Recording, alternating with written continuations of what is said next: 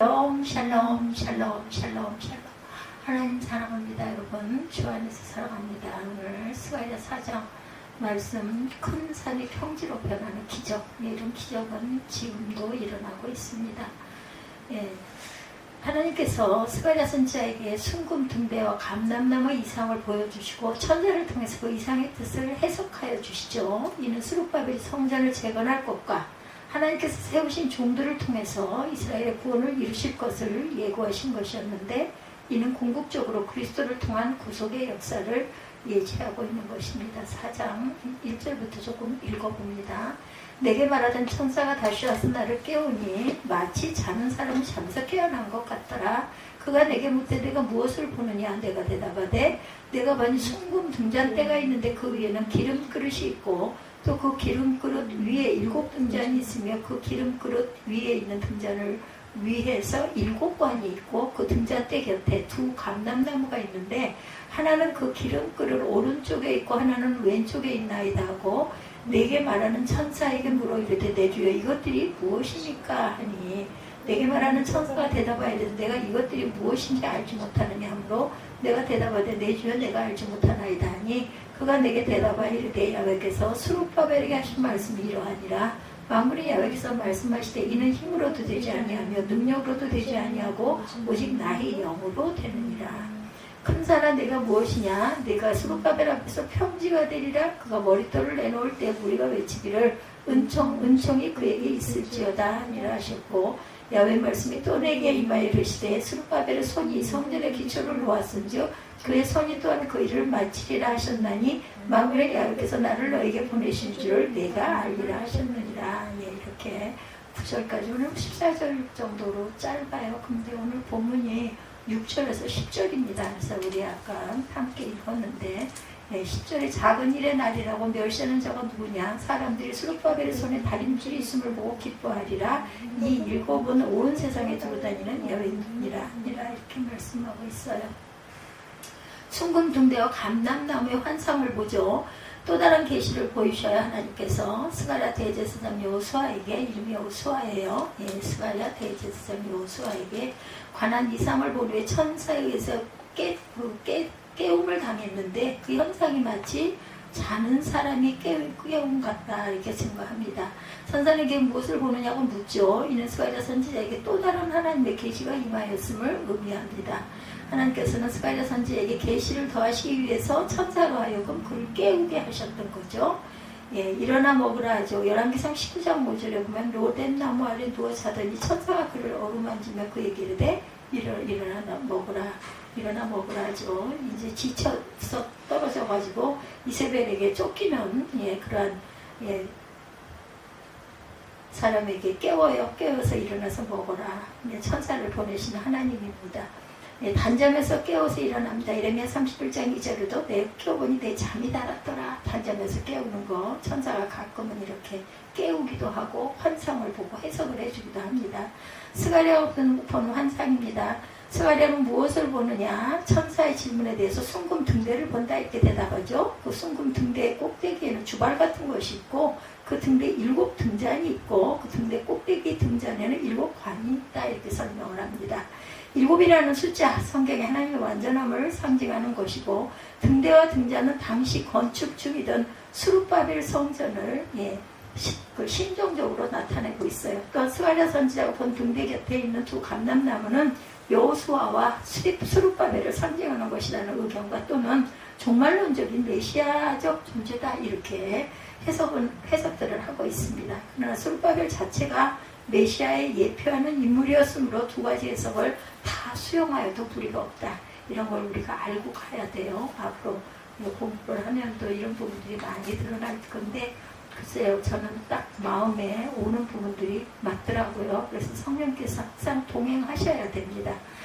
정금 대접에 대해서 열왕기상 7장 50절입니다. 또 정금 대접과 풀집게와 주발과 숟가락과 불을 옮기는 그릇이며 또 내소 곧 지성소 문의 금 돌ચો기와 성전 곧 예, 외소문의 금 돌적이더라. 예, 엘리야가 도망갈 때 그랬죠. 이게 이름들이 빨리빨리 기억이 안 나가지고 보좌 앞에 일곱 등불입니다. 예, 계시록 4장 5절에 내가 그들의 범죄한 횟수대로 내가 날수를 정하였나니 곧 390일이니라. 너는 이렇게 이스라엘 족속에 죄악을 담당해라 이렇게 말합니다. 그 수가 차거든 너는 오른쪽으로 누워 유다 족속의 죄악을 담당하라. 내가 네게 40일로 정하였나니 하루가 1년이다 이렇게 얘기합니다.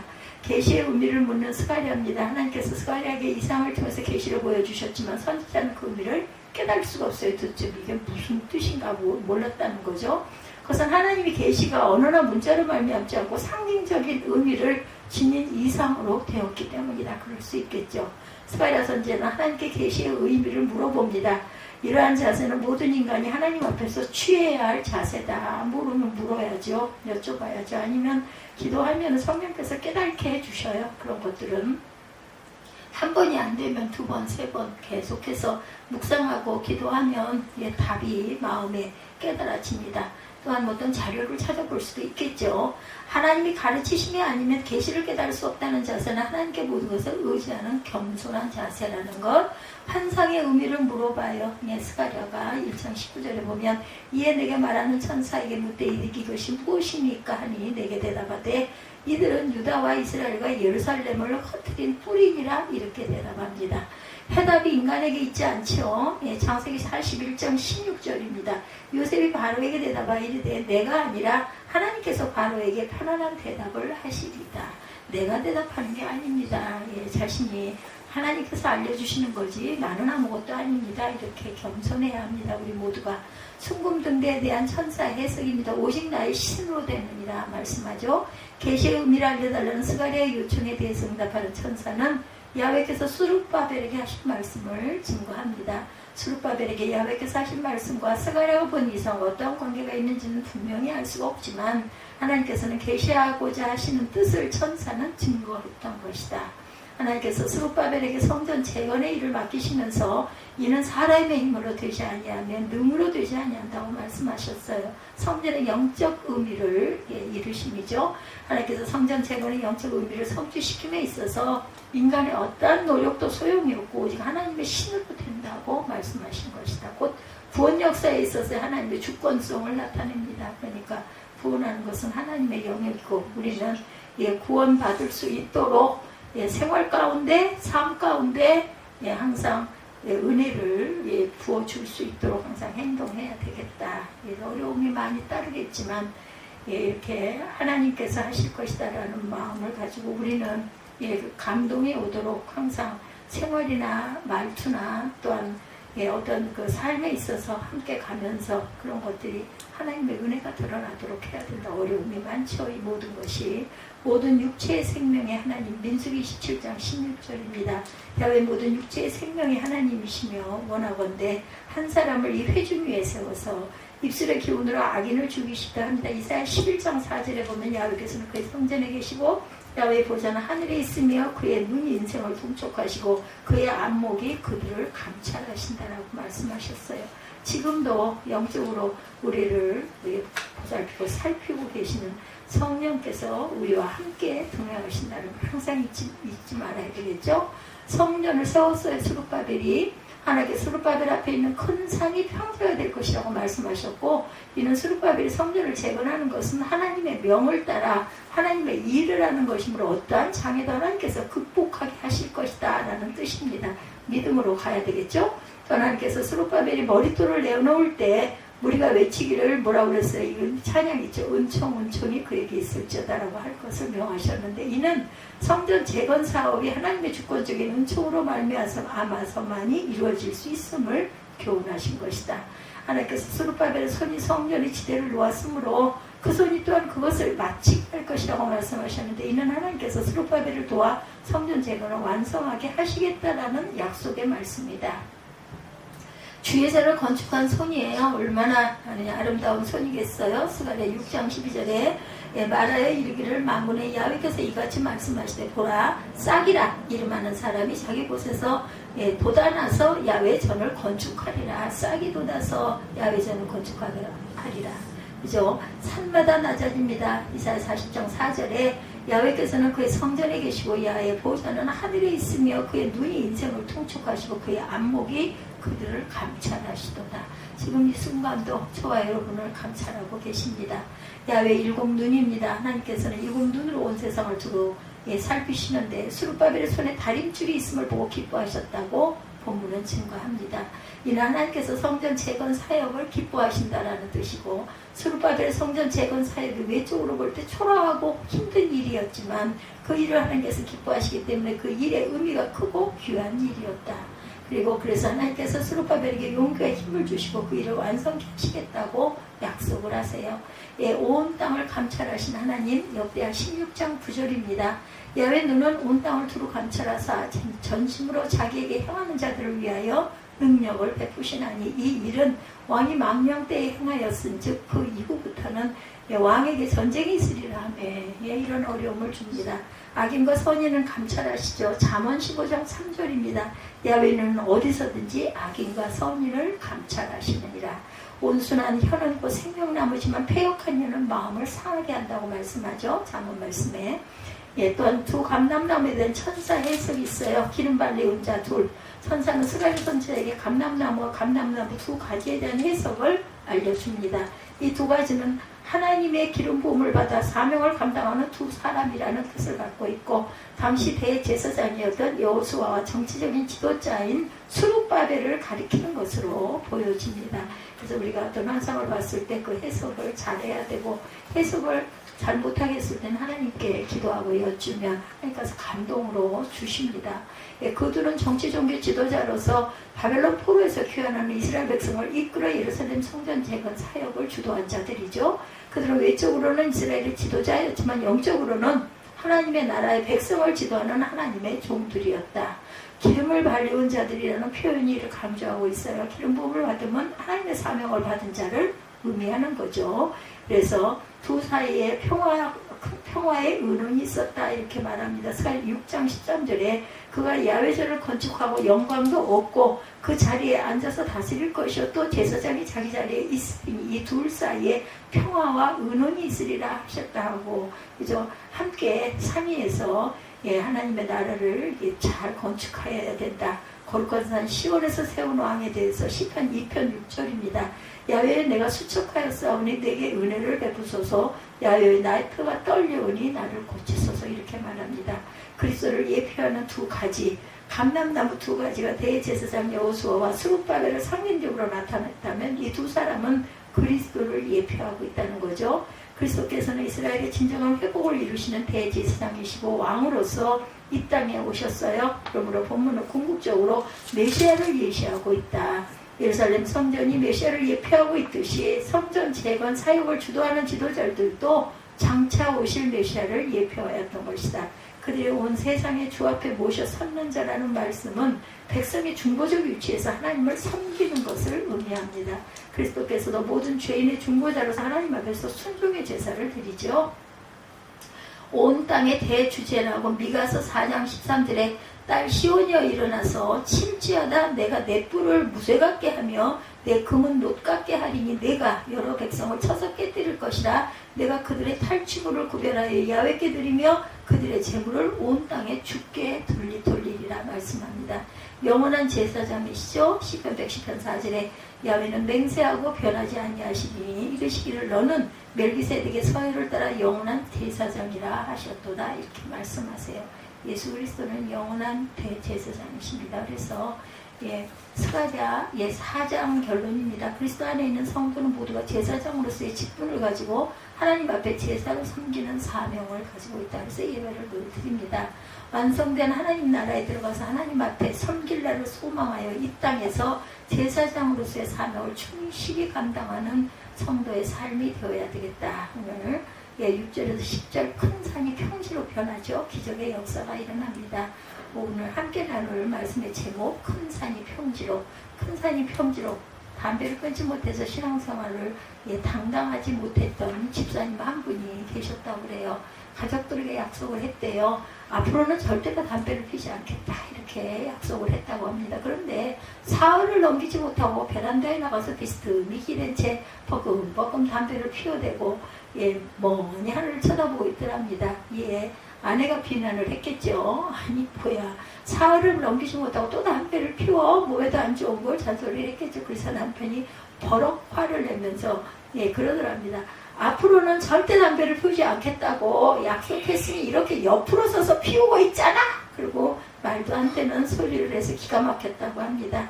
끊어야지 하면서도 담배 하나 제대로 끊지 못할 만큼 인간은 정말 나약한 존재죠. 그거 왜 필까요 도대체?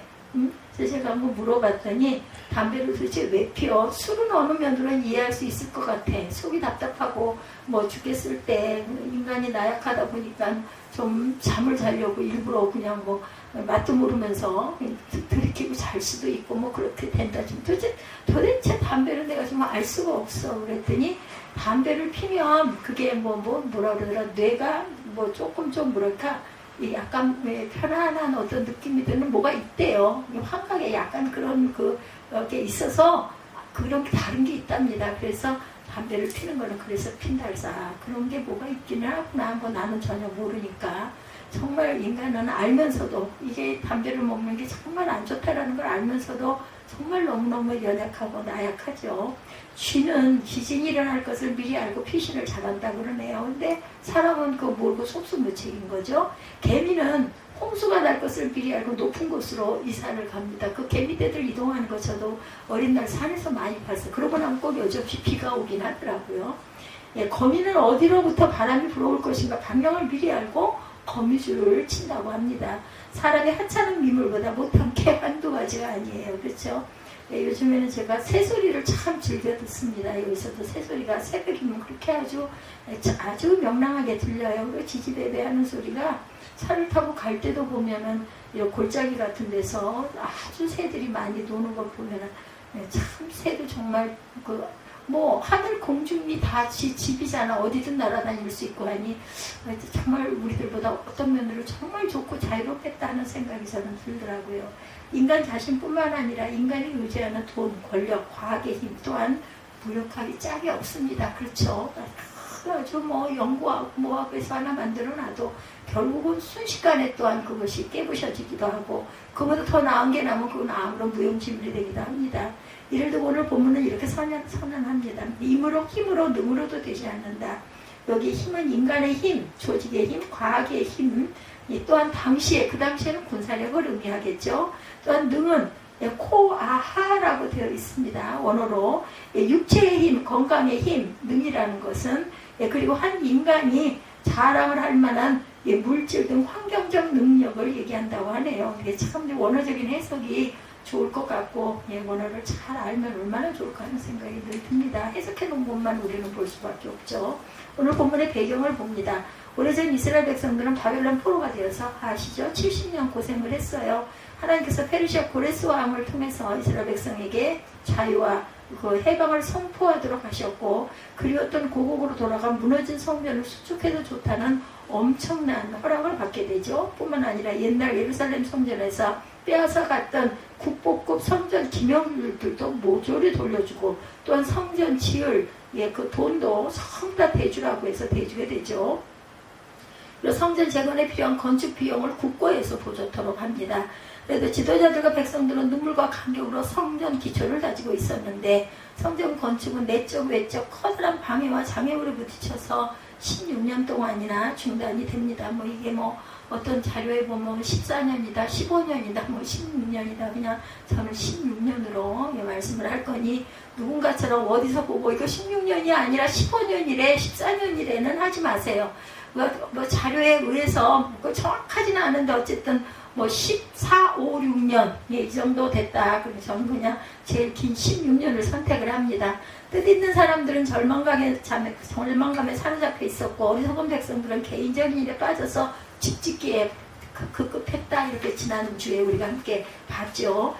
집에 지붕에다 이쁜 조각을 넣고 해가지고 그렇게 너무 엄청나게 치장을 하는 그런 모습을 보고 야단을 치는 이런 부분을 우리가 이렇게 듣고 왔습니다. 바로 이 순간 하나님의 음성이 스가랴를 통해서 들려옵니다. 그 내용이 바로 8가지 환상으로 나타나는 구약의 스가랴서였습니다. 그중 5번째 환상이 오늘 본문의 내용입니다.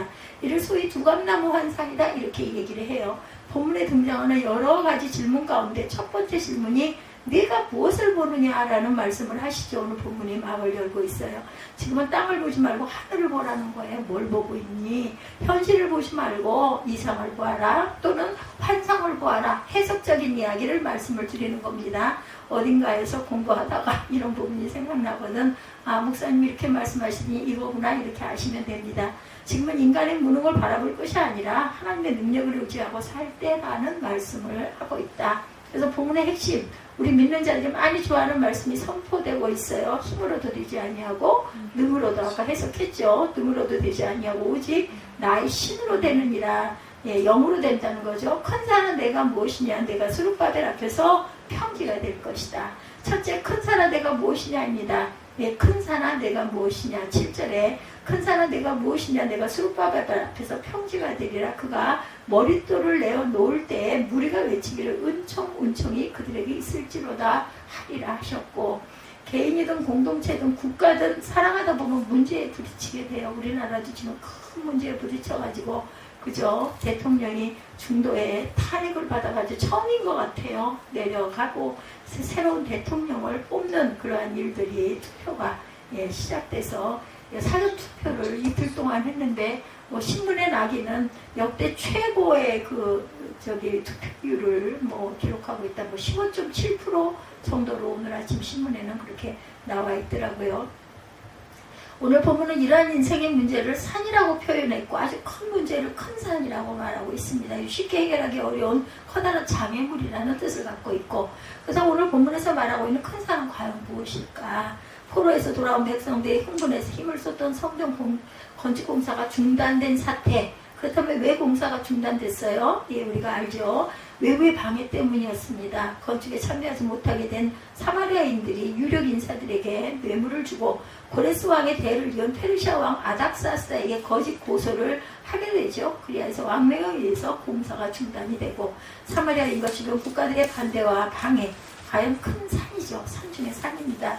거짓 고소장, 억울하지만 큰 산인 것만은 분명합니다. 그래서 왕명에 의해 공사가 중단되고 맙니다. 사마리아인과 주변 국가들의 반대와 방해, 이는 과연 큰 산이에요. 거짓 고소장, 억울하지만 큰 산인 것은 분명하고 무슨 힘이 있겠어요. 그죠? 이들이 가서 세워라 해서 고레스 왕이 그렇게 편하게 해줘가지고 세우려고 했더니 그만 이렇게 왕이 바뀌고 정권이 바뀌고 그랬더니 주변에서 뇌물을 주고 이거는 잘못된 것이다. 그들이 성전 재건을 하고 나면은 아마 우리나라에 반역을 할 것이다. 이런 이야기를 해가지고 고소장을 올립니다. 더더구나 지배국의 왕이 거짓 고소장을 보고 공사를 기뻐하지 않겠죠. 그렇다 하니까 혹시라도 그럴 수도 있겠으니까 염려를 하는 거죠. 공사 중단 명령이 내려졌고 이 산이 앞을 가로막습니다. 인간적으로 눈으로 보면 모든 길이 막혀버렸어요. 가능성이 차단됩니다. 둘째, 이런 외적 방해뿐만 아니라 내적 장애물도 있습니다. 이스라엘 백성들의 불신앙 또한 큰 상이죠. 그렇게 되다 보니까 우리 집이나 이쁘게 짓자 이렇게 됐겠죠. 나무도 있고 여유가 있었겠죠. 둘째는 이런 외적 방해뿐 아니라 내적 장애물이 또 큽니다. 이스라엘 백성들의 불신앙이 점점 커지죠. 백성들의 불신앙 또한 큰 사유일 수밖에 없다. 방해에 부딪히자 백성들을 하나님을 잊어버리고 이제 불평을 시작합니다. 언제 같아요? 최후 때 똑같습니다. 잠깐 하나님 은혜를 내리셔서 막 불이 내려오고 연기가 자욱하고 하면 깜짝 놀래다가 또 가다 보니까는 어려운 일이 닥치고 하다 보면은 우리 여기서 죽을래나 봐, 괜히 나왔어 이렇게 불평을 해서 모세가 힘이 들었겠죠. 돈 있어야 하나님의 일을 하지. 돈이 없잖아. 힘 있고 돈 있는 사람들은 모두 페르시아에 남았잖아. 정치 경제가 안정되어야 하나님의 일을 하지. 이렇게 이제 핑계 탓을 했겠죠. 모두 다 개인적인 일, 세속적인 일에만 매달리게 됩니다. 하나님은 이러한 백성들의 태도를 불신앙이라고 책망하셨고 복을 거두어서 가시겠다고 말씀하세요. 이런 불신앙적인 태도를 가지고는 큰 산을 당연히 넘을 수가 없겠죠. 예수님이 친히 하신 말씀 중에도 말씀하고 있어 누구든지 산들어 들려 바다에 던져지라 하며 말하는 것이 이룰 줄 믿고 마음에 의심치 아니하면 그대로 되리라. 마가복음 11장 23절이에요. 산을 옮기는 것은 계산기를 두드려 보는 것이 아니라 믿음에 달려있다라는 것입니다. 장애물을 뛰어넘고 큰 문제를 돌파하는 힘은 오직 어디에? 믿음에 달려있다. 그러므로 언제나 믿음의 사람들에게는 문제는 성공으로 가는 진검다리일 뿐이다. 문제도 없고 어려움도 없는 일은 가치 또한 별로 크지가 않아요. 누구나 할 수 있는 거기 때문에 문제가 있다는 것은 그만큼 그 가치가 또한 크다는 뜻이 될 수도 있죠. 큰 산아 내가 무엇이냐? 내가 스룹바벨 앞에서 평지가 되리라. 아멘. 예, 아멘 해야 돼요. 어떻게 그런 일이 일어나면 일어납니다. 예, 불신앙 앞에서 장애물이던 것이 믿음의 사람 앞에서는 사닥다리가 되어진다라는 것. 어떻게 이용하고 어떻게 생각하느냐에 따라서 이거는 뒤집어져서 이제 항상 부정적이지 말고 긍정적으로 해석을 해야 될 것이다. 하나님의 사람들은 언제나 문제를 통해 더욱더 하나님 앞에 가까이 나아갈 줄 알아야 된다. 성령을 더욱 의지해야 되겠죠. 예, 그리하여 내 힘이 아니라 하나님의 능력, 성령의 능력으로 그 일을 넉넉히 이루어감으로 날마다 기적을 목도하는 저와 여러분들이 되시기를 주님의 이름으로 축복합니다. 둘째로 오직 나의 신으로 되는 이라이죠. 예, 오직 나의 신으로 되는 6절입니다. 그가 내게 일러 가로사대 여호와께서 스룹바벨에게 하신 말씀이 이러하니라. 만군의 여호와께서 말씀하시되 이는 힘으로 되지 아니하고 능으로 되지 아니하고 오직 나의 신으로 영으로 되느니라입니다. 왜 하나님의 사람들도 세상 사람들과 마찬가지로 이 땅을 살아가는 동안 큰 산 작은 산을 만나게 되는가? 내가 큰 산에 도착하기 전에 하나님께서 산을 깎아 평지를 만들어 놓으시면 될 거 아니야. 이런 일 좀 안 겪고 할 수 있게끔 좀 해놓으시면 될 건데 왜 똑같은 조건으로 이것을 극복하고 가게 하실까? 이런 생각 저도 많이 했습니다. 어린 날 내가 필요를 느끼기도 전에 하나님께서 팍팍 부어주시고 밀어주셔서 창고에 쌓아놓고 끄집어내서 쓰면 안 되는 걸까? 얼마나 편해. 그러면 아이고 믿는 자들은 달라 그러고 얼른 믿지 않겠느냐 이런 생각한 적이 있습니다. 이스라엘 백성들이 얼마나 어렵게 얻은 자유고 해방이었는가. 그렇죠. 얼마나 그리워하고 얼마나 울었어요. 그죠? 맨날 강가에 나가가지고 울었잖아요. 예, 빅파와 수금을 타면서 성전 건축이었나. 근데 왜 그들 앞에 큰 산이 가로막고 나서서 이렇게 중단을 10년 이상을 중단되게 할까? 본문 전체에서 위 질문에 대답이 되는 핵심 단어 한마디를 뽑아내자면 오직 나의 신으로 되는 이라입니다. 모든 역사는 나의 힘이나 능으로 이루어지는 것이 아니라 성령으로 이루어지는 것임을 가르치기 위한 것이다. 우리는 종종 내 삶이 쉽게 풀어지지 않음을 느껴요. 시시때때로 장애물을 경험하기도 합니다. 시련과 역경의 산을 넘어가요. 그때마다 우리는 어떻게 해요? 하나님께 엎드려 기도하죠. 도와주세요. 그러면 하나님께서 다 나타나셔가지고 얼른 도와주시고 그죠? 힘을 주시고 길을 내어주시고 얼마나 좋겠어요. 그죠? 바로 그때 문득 깨달아지는 진리. 하나님이 하셨구나. 여러분들이 그런 적 없으세요? 지나놓고 보면 뒤돌아보면 하나님이 그렇게 인도하셨네. 그때 그렇더니 결국은 결론은 이렇게 됐네. 이러다 보면 하나님이 하신 거구나. 하나님이 돌보시는구나. 이걸 우리는 깨닫게 됩니다. 믿음의 사람들은. 안 믿는 사람들은 그런 게 어딨어. 그걸 내니까 그렇게 됐겠지. 이렇게 얘기하죠. 예, 주파나를 굴려보면 전혀 안 될 수가 없는 일도 안 될 수 없는 그 일들이 길이 막혀버리고 될 것 같은데 꼬여버리고 반대로 합리적으로 생각해보면 도무지 될 수 없는 상황이고 경험적으로도 안 되는 일이 뻔한데도 상식으로도 맞지 않는데도 준비된 거라고는 아무것도 없고 그저 앞뒤가 꽉꽉 막혀있고 도저히 불가능할 것 같은데 그것이 이루어집니다. 보면은 인간적으로 제 아무리 완벽해도 하나님이 도와주시지 않으면 실패하게 된다는 건 성공 같아 보이지만 결국은 패배가 된다는 것. 모든 것이 불완전해 보여도 하나님이 하시면 되죠. 이러한 경험을 날마다 풍성하게 체험하고 살아가는 사람들이 바로 하나님의 사람들이고 믿음의 사람들인 줄로 믿습니다. 때문에 일찍 허드슨 테일러가 이렇게 말했어요. 하나님의 일을 하는 사람은 하나님의 방법으로 일하는 것을 배워야 한다. 하나님의 가치로 일하는 사람이 하나님의 사람이라는 거예요. 하나님의 능력을 덧입고 살아가는 사람이 하나님의 사람이다. 하나님의 목적을 자신의 목표로 삼고 살아가는 사람이 하나님의 사람이다. 근데 이 모든 것이 오직 누구의 신? 나의 신으로, 오직 나의 영으로 가능하다 말씀에 이렇게 있어요. 삼손 보면 주의 영이 함께할 때 엄청난 큰 일을 했죠. 낙이 턱뼈 하나로 훈련된 군사 1000명을 무찔러. 말이 그렇지. 낙이 턱뼈 하나 가지고 어떻게 1000명을 무찔렀을까요? 그죠? 나 주의 연이 떨어져 두 눈이 뽑히고 초라한 종이 되어서 맷돌을 돌리는 신세가 되고 말죠. 예. 이렇게 영역을 잃어버리는 것, 예, 영안을 상실하고 살아가는 것, 영감을 잃어버리는 것, 바로 이것이 그리스도인에게 얼마나 커다란 불행인지, 그죠? 뭐가 기쁨이 있겠어요? 하루하루가 사는 게 고해죠. 삶이라는 게 고해가 아닌 건 아무것도 없습니다. 아무리 좋은 쇠라도 자력이 없으면 바늘 하나 끌어당길 수가 없어요. 반면에 아무리 보잘것없는 쇠의 뭉치라도 자력을 회복하면 쇠 뭉치를 끌어당기는 강력한 힘이 생겨난다라는 것. 아무리 고상한 사람도 성령이 따르면 무능하고 무력해집니다. 그러나 아무리 무식한 사람이라 할지라도 성령께서 함께 하시면 그 시대를 이끌어가는 능력의 사람이 되는 것을 우리가 주변에서 많이 보고 오죠. 진정 세상 역사를 만들어내고 모든 사람들에게 강한 영향력을 미치는 위대한 인물들이 얼마나 주변에 많이 있습니까? 그죠? 역사 속에서 많은 사람들이 이렇게 나오죠. 본문에 나온 한 쌍의 두 감람나무는 성령이 사용하는 사람 스룹바벨과 대제사장 여호수아를 일컫고 있다고 그러죠. 오늘 본문을 조금 더 읽어 내려가다 보면 선지자가 하나님께 묻습니다. 두 감람나무는 무엇입니까? 하나님이 14절에서 대답하시죠. 기름 발리운 자니 기름 부음 받은 자예요. 하나님의 일은 하나님의 사람이 하는 거죠. 하나님의 역사는 성령의 사람에 의해서 이루어진다라는 것.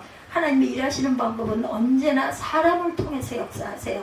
그런데 이 지구상에 있는 모든 사람들이 바닷물을 쓰고 또 써도 1cm도 줄어들지 않듯이 이 땅에 있는 모든 사람들이 성령의 능력을 덧입고 쓰고 또 써도 조금도 충분하지 않은 것은 성령의 능력인 줄로 믿습니다. 그러므로 너희가 성령의 충만함을 받을지어다 말씀하죠. 오직 나의 신으로, 이 말씀과 동일한 말씀이 신약성경에 등장합니다. 오직 성령이 너희에게 임하시면 너희가 권능을 받고 온 유대와 사마리아와 땅끝까지 복음을 전하게 될 것이다. 이렇게 말씀하죠. 발달된 가전제품들 요즘 많아요. 그죠? 그러나 정전이 되고 나면 전류가 차단되고 나면 모든 것이 무용지물이다. 그 스위치 하나가 타버리고 나니까 천정에 불이 하나도 안 들어오더라니까요. 눈으로 볼 때는 멀쩡해요. 뭐 알 수가 있나. 그죠? 저기 열고 차단기 내렸다 올렸다 해봐도 아무런 소용이 없어요. 뜯어보니까 녹아서 타서, 그죠? 이렇게 덮어놓으니까 모르죠. 이걸 도대체 어떻게 해야 될지 알 수가 있나요? 요즘에는 뭐 그런 데도 없어요. 그죠? 예전에는 전파상 같은 데가 있어가지고 쫓아가서 좀 와서 이거 좀 해주세요 하거나 하면은 이거 와서들 많이 해주고 그렇게들 사시는 분이 많아요. 요즘에 도대체 없고 기가 막히더라니까요. 어느 날 아침에 새벽에 누가 그럴 줄 알았나. 그게 그렇게 되어 있는지. 이게 모른다는 거예요. 장님이에요. 장님. 그거 사다가 7,000원짜리 사다가 그거 뜯고 그 자리에다가 그거 다 같이 보면서 그 불 비치라고 그래서 비치고 엎드려가지고 같이 했는데 그렇게 해가지고 하니까 뭐 뜨다닥 하고 불 딱 들어오잖아요.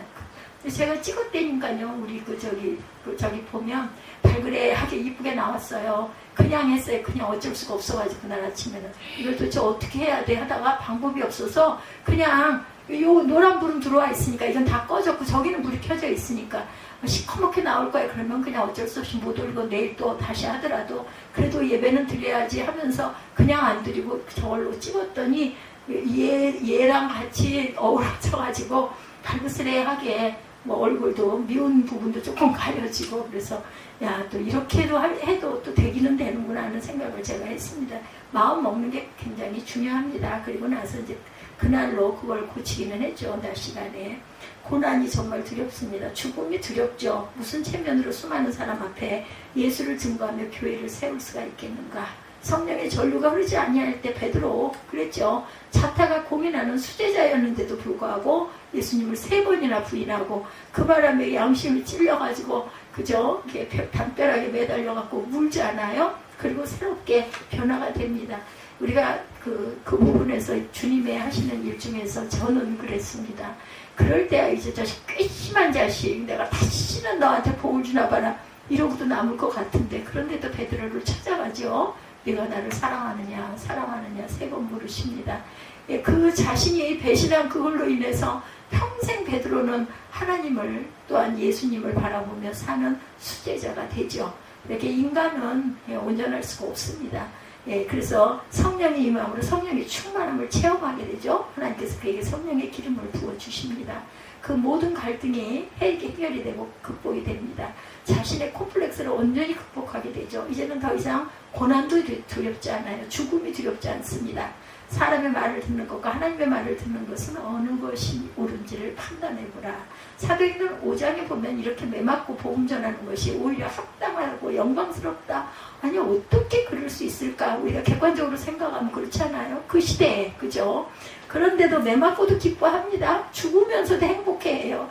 예, 스테반 집사도 그랬잖아요. 하늘을 우러러보면서 그렇게 얼굴에 해같이 빛났다 그래요. 주님의 모습을 본 거예요. 영안이 열려가지고. 그러니까 그 돌을 맞아도 웃을 수가 있고 그들의 죄를 용서하옵소서. 오히려 거꾸로 예수님처럼 그렇게 고백을 하면서 기도해 주면서 돌아가죠. 모든 사람 앞에서 담대히 그리스도를 증거하게 됩니다. 오직 성령이 너에게 임하면입니다. 나비와 나방을 보면 겉으로 보기에는 똑같아 보이는데 나비는 여유가 있습니다. 반면에 나방은 전혀 여유가 없어요. 나비는 낮에 날아다니는데 나방은 밤에만 날아다니죠. 나는 모습도 나비는 우아하고 아름답습니다. 근데 나방은 천방지축이죠. 그리고 막 뱅뱅 돌지 않아요. 정신없이. 나비는 태양으로부터 힘을 얻어서 날기 때문에 내 힘이 아니라 태양의 힘으로 날아다닌다고 합니다. 반면에 나방은 스스로 힘으로 퍼덕거리고 날아보지만 힘이 없고 금방 죽죠. 하루 사이에 그냥 죽지 않아요. 나방들. 태양으로부터 힘을 공급받는 나비는 유연성이 있고 부드러워 보이지만 쉽사리 잡히지 않습니다. 유연성을 상실한 나방은 불을 보고도 퍼덕퍼덕 날아가다 그만 멈추지 못해서 불 속으로 처박혀서 타 죽어버리고 말죠. 성령의 사람은 내 힘으로 살아가지 않는다는 것을 깨닫는 사람들이다. 삶이 아름답고 힘들지 않고 모든 사람에게 영향을 또한 미치고 그러나 성령의 능력을 모르는 사람은 허우적거려 보지만 아무런 영향력도 힘도 없다라는 것. 이는 바로 원동력의 차이라는 것. 자제력의 차이가 아니라 원동력, 지혜의 차이가 아니라 심지어는 윤리의 차이도 아니고 성령의 능력으로 말하고 행동하고 삶으로 늘 언제나 승리하는 저와 여러분들이 되시기를 주님의 이름으로 축복합니다.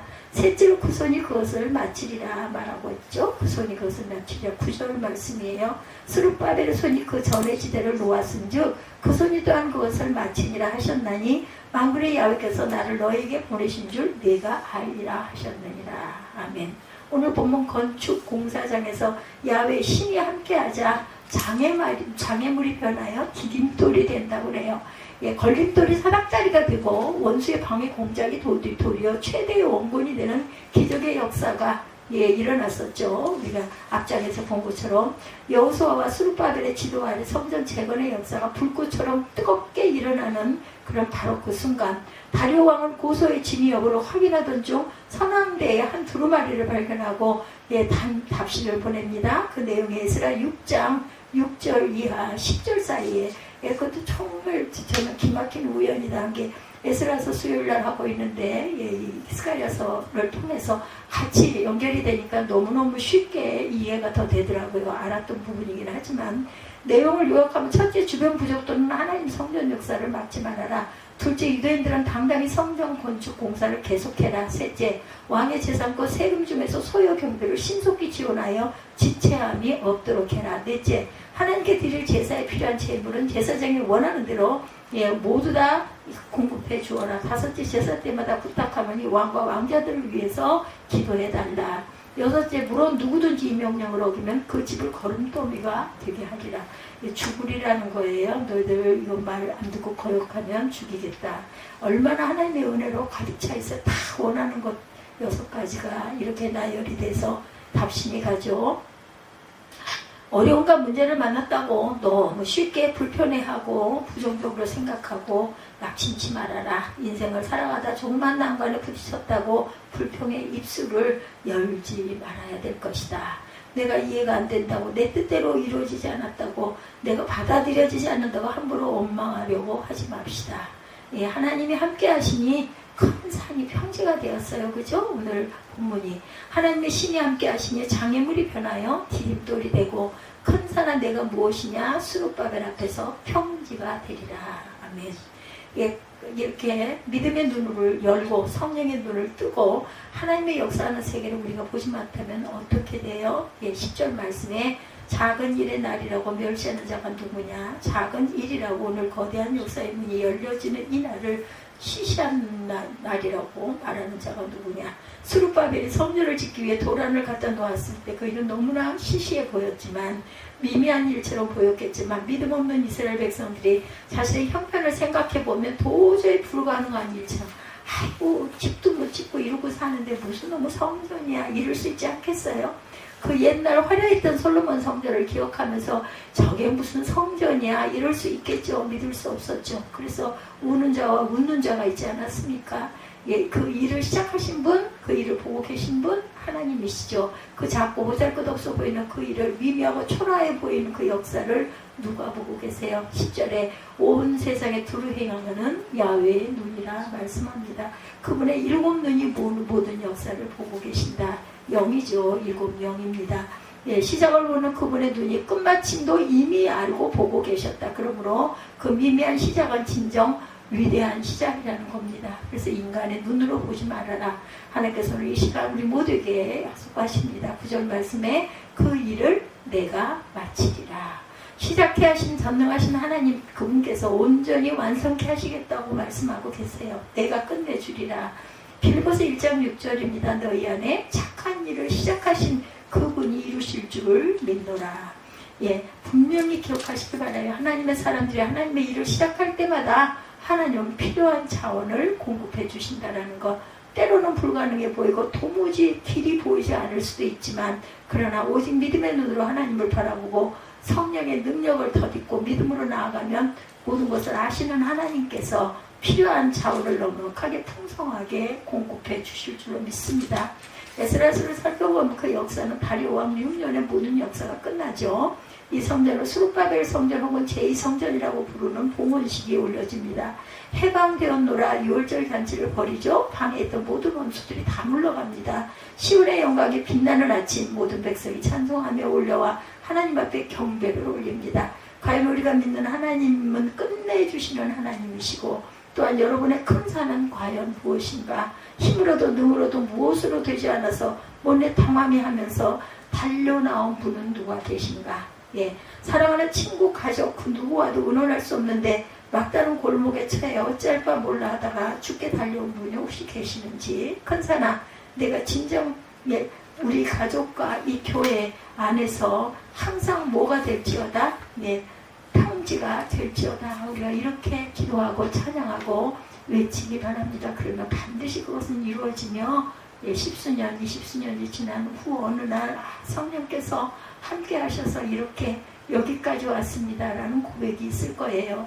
아직까지도 원수의 방해 공작이 극심하십니까? 여러분들 원수는 힘이 있어 보이는데 나는 도무지 나약하기 짝이 없어 보이죠. 오직 하나님께서 디딤돌이 되고 원군이 되어서 원수가 축복이 되는 역사가 저와 여러분 앞에 활짝 펼쳐질 날이 있을 줄로 믿습니다.